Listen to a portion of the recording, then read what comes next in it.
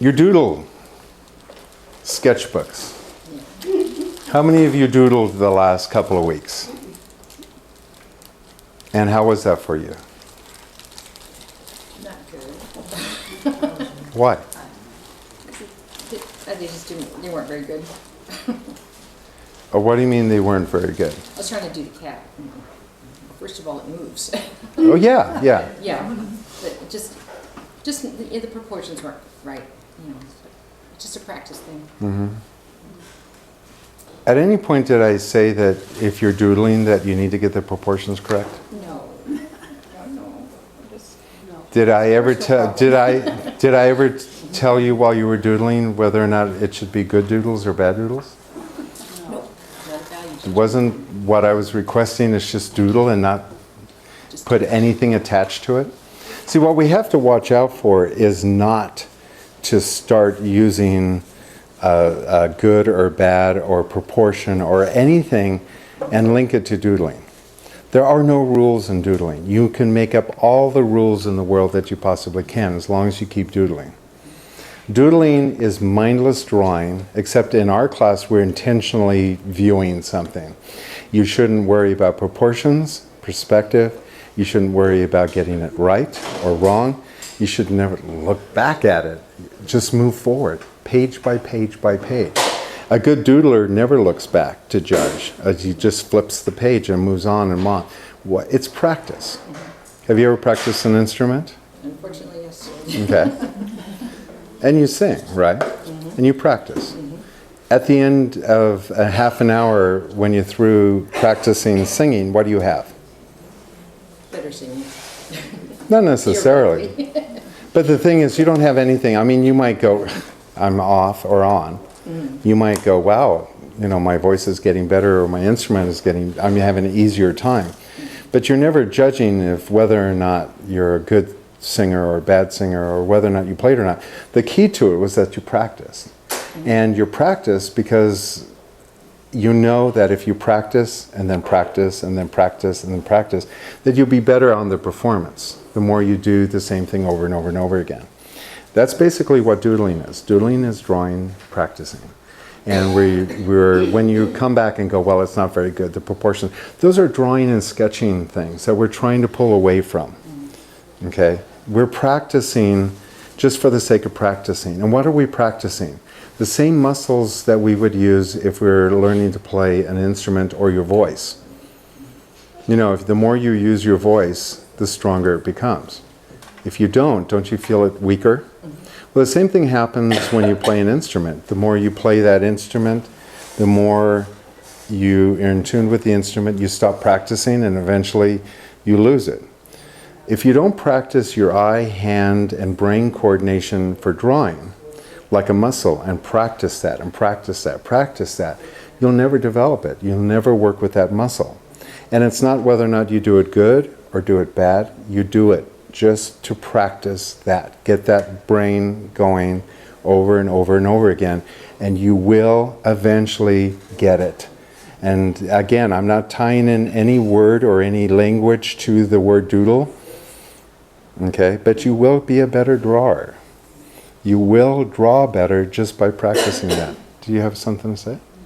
Oh, I thought maybe you had an epiphany. Like, there it is, my doodle fact. Actually, I doodle on a box of chocolates. Okay. One doodle. One doodle doesn't count. I had one student that was doodling on a roll. Of course, I think this is probably illegal, but on FedEx tape, where they have all of the labels, how you can get them from and he's just started doodling just right down the row, label by label by label. And they came out really well. Anyone else? Anyone else doodle? Yvonne? Well, eating. So, did you doodle? Yes, I did. How many doodles did you get? About 4 or 5, I guess. Okay. On the plane on the way back from Atlanta. And what was your experience? Heads and She did a great job. it was interesting. It was fun.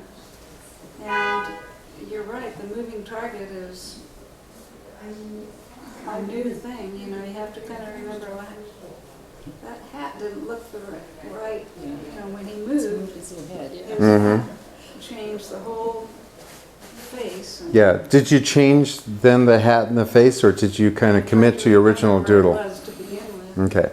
Now, when you are trying to get back to the way it was, and you're purposely, I could almost say you're getting out of doodling and you're drawing. Give me your sketchbook real quick. Okay. One reason why I know that she was drawing is she's only had 4 or 5 doodles. And if she were doodling, there would be 100 of them. I mean, oodles and noodles of doodles. Because you can't stop. It's like when you're talking and doodling on the phone. And last week we did the tape of this for YouTube. And so I looked up doodling on Wikipedia. And basically it's mindless drawing when you're having a telephone conversation or something. You really can't have anything attached to it. In fact, a lot of times what will happen is that you will be doodling while you're talking. And you won't even be aware of it till you hang up and you look at it and you go, oh wow, that's cool design, right? Yeah. I have a question. If you're talking on the phone and doodling, which I do at home sometimes, it's out of your imagination basically. Yeah. You do some flowers, a hat, or eyes, or whatever. And it's like a subconscious dream. See, Yeah, well now what we're doing is, the only thing I'm requesting is instead of just making something out of your head, because we want to practice, I want to practice for you to get that to that part of your brain. That's your subconscious. Your subconscious will tell you, put another leaf here, put the petal there. There's a lot of information in your subconscious that when your left brain is occupied, usually in a conversation, your right brain just sits there and plays. Okay, and when something is askew, it corrects itself. But oftentimes the left brain muddles the whole conversation up and says, no, you got to get that hat right, you got to get. So when you're consciously left braining, oh my God, the guy just moved his head and all this stuff, your left brain's coming and controlling your right brain's spontaneous explosion of whatever. And in a doodle, if the guy moves, you move.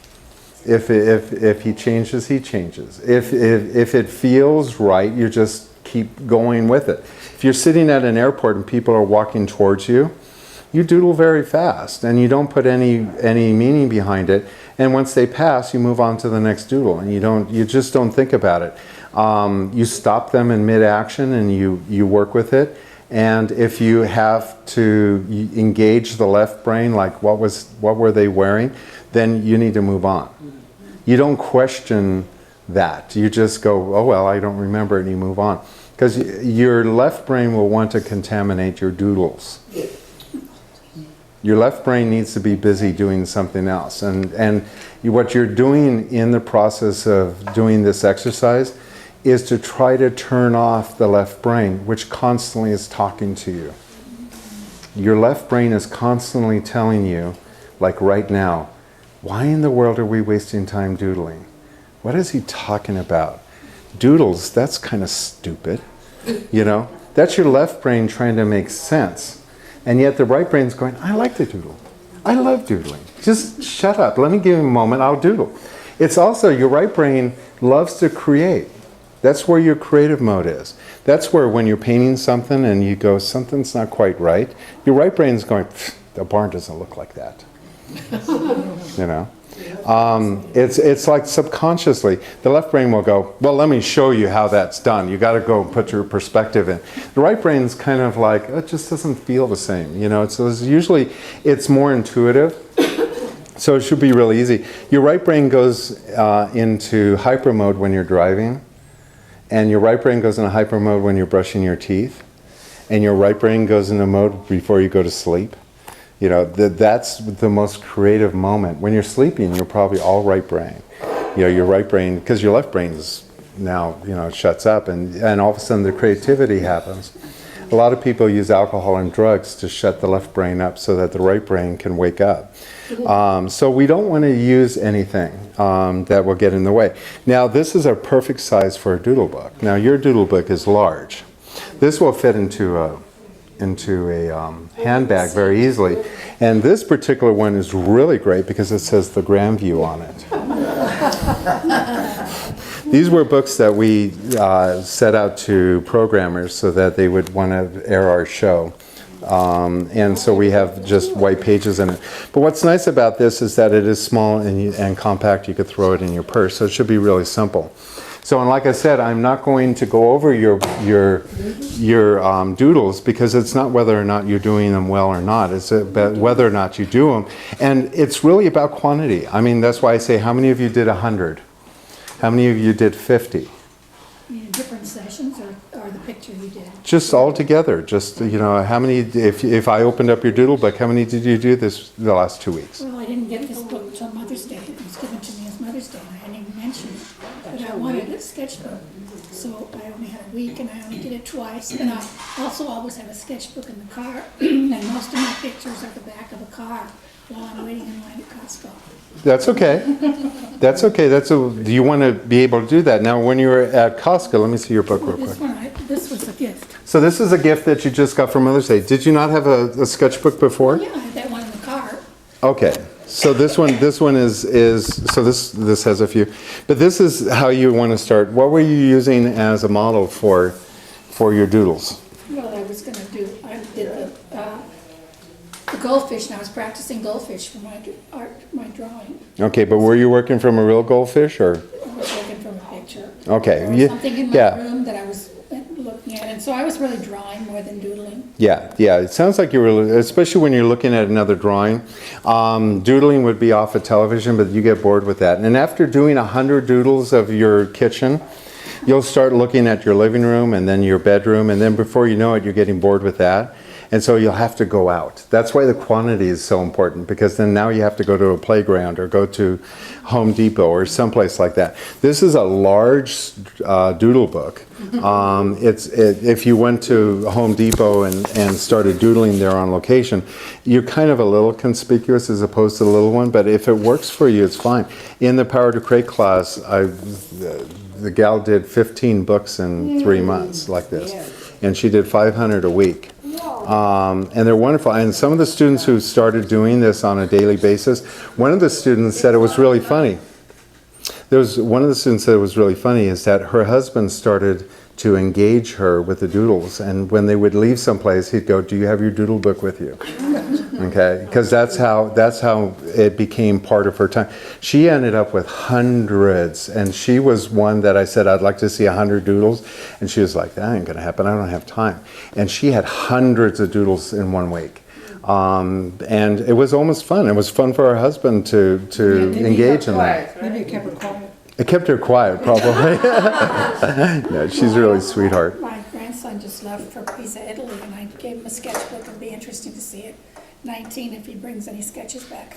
Well, you know, you should engage him in the doodle and have him look at. 5 weeks. I mean, he's going to be there 5 weeks. Yeah. And the key to it is if he went to Europe and brought a doodle book with him and really was dedicated that by the end of 5 weeks he would finish a book like this with whatever doodles. I like that one, but I gave it. Well, whatever it is. But what an awesome thing he'll have the rest of his life.